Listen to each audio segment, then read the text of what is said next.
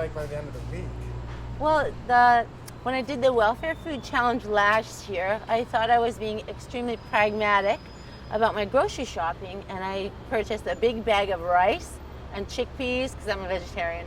Rice and chickpeas and lettuce and some spinach, zucchini, stuff like that.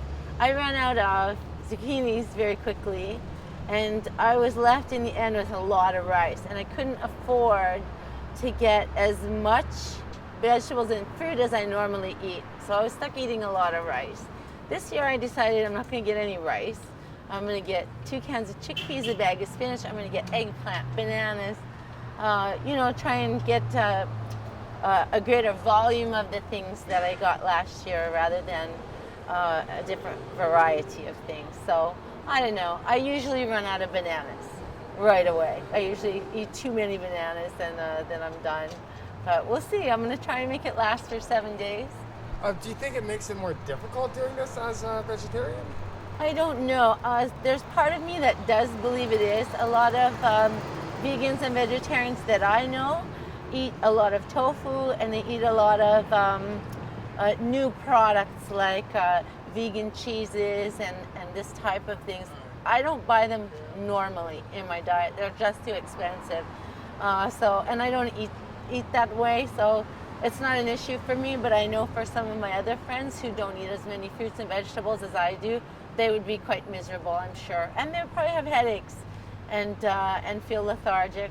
Last time I did have headaches. Certainly, I'm a strong fitness person. I eat a lot of food. I eat a lot of bananas and a lot of salad basically every day.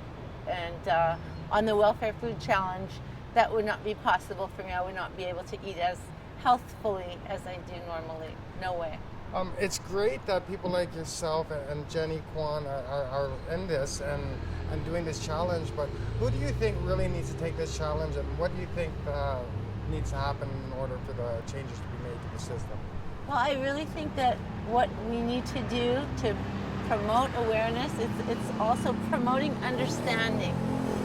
So we need to promote understanding about poverty, about welfare, about those neighbors of ours who are on welfare. There's a lot of myths, and I think this hopefully will help dispel those myths. People sound like they don't have any compassion a lot of the time when you speak to people regarding the poor or regarding poverty. People become incredibly defensive. Often they tend to start talking about stereotypes and who they believe is on welfare. And the reality is, welfare recipients are senior citizens who live alone. They're isolated. They can't get nutritious food, and that's their whole existence. How will they ever transcend that? Unless we raise awareness, unless we try and implement social change by pressuring the government. And that's really a Welfare Food Challenge really does create dialogue, and that's basically the goal. If we get enough people in our community talking about it and speaking up for those people who are on welfare, hopefully we will pressure the government to do something. Would you like to issue a challenge to our premier to see if she would be interested? Oh, of course. I think it's good for anybody, obviously, to try and live in someone else's shoes, and basically that's what it is. And I think anyone, obviously, who is in politics, who is, an elected person in their community, they're basically the people who are our example.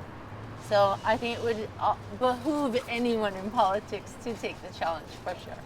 Okay, thank you. I think we've got everything. Awesome. Thank you. I will unclip you. Thank you very much. There you go.